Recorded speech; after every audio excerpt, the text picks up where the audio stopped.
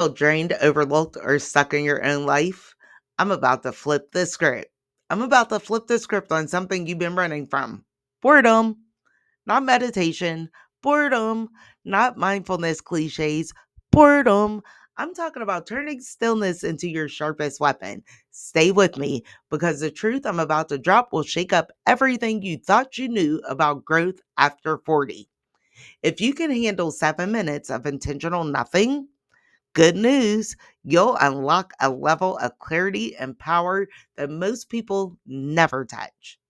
In the next few minutes, I'll show you why your fake productivity is killing your creativity, why your phone is your coffin, why real growth hides in the moments you keep trying to escape day after day, but do not, and I mean do not, expect comfort.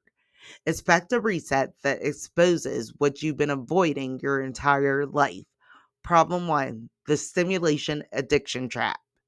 You're not busy, you're addicted.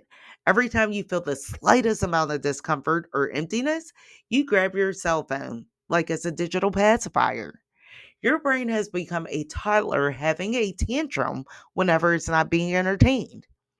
You tell yourself you're just checking emails while your children are at practice, but in reality, you're scrolling through Facebook groups that you don't even care to be in. Or you can't even sit through a dinner, friend, without glancing at your phone underneath the table. You have literally trained your brain to treat stillness like an emergency. Here's a solution: the boredom sprint. Set a timer for 7 minutes. Yes, 7 minutes. Not five, not 10. Sit in a chair. No phone, no book, no music, no distractions. Do absolutely nothing except exist with your own thoughts. Your brain will panic. Let it. Do this 3 times a day for 1 week. Why this works is simple. You're literally rewiring your brain's panic response to emptiness. Most people can't even handle 2 minutes of this without reaching for some sort of stimulation. If you can master 7 minutes, you've already separated yourself from 90% of the population. Problem two, the fake productivity performance.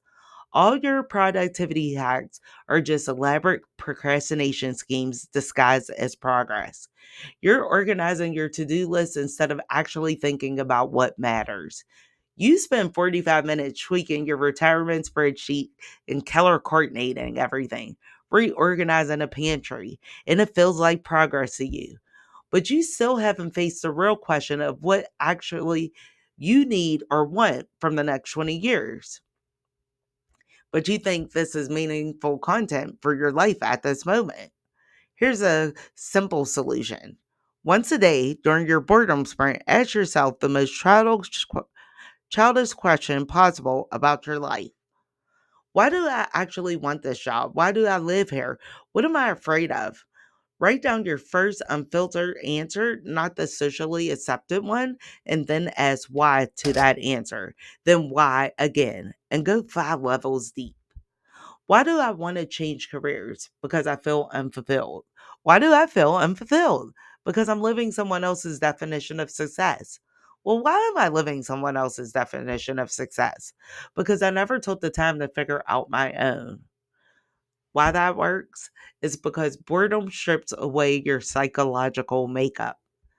The answers that come up during intentional emptiness are brutally honest because your ego isn't in the middle of it all performing.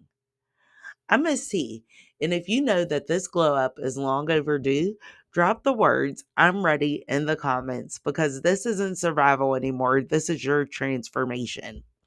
Problem three, the connection delusion.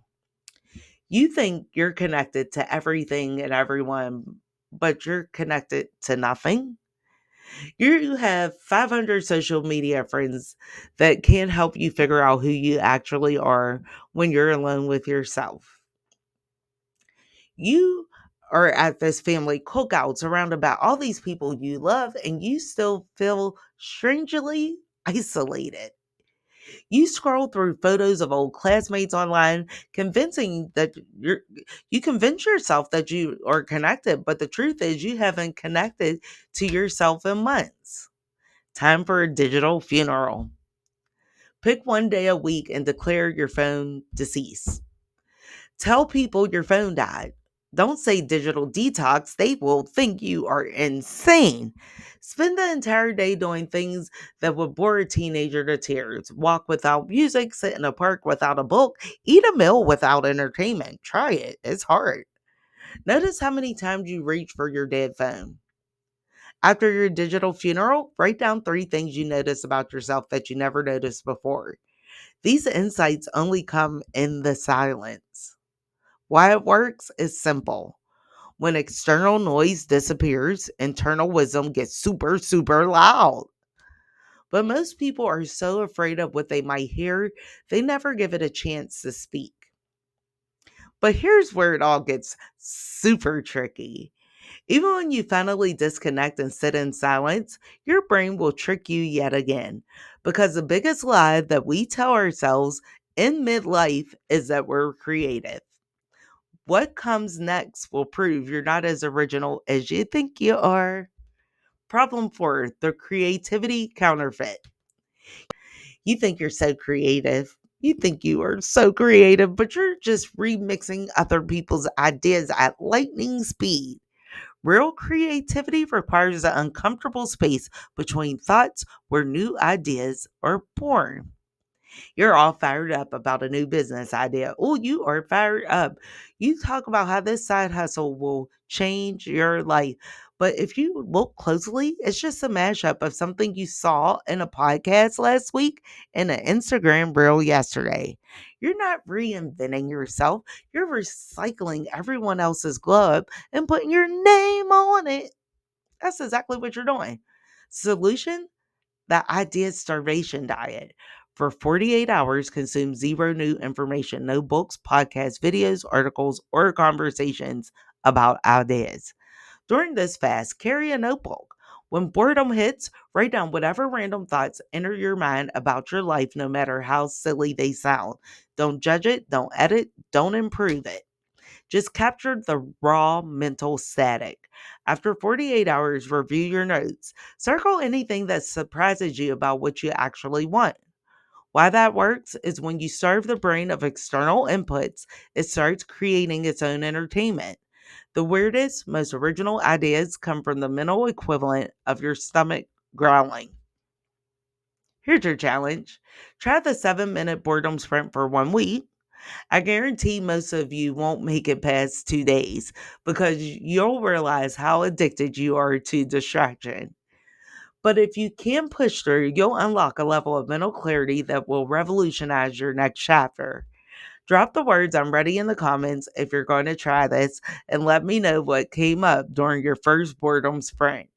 If this video made you feel uncomfortable, that's exactly why you need to subscribe to WhoseTeaTV. Because around here, midlife is not a crisis, it's a canvas, and I'm here to give you the paintbrush.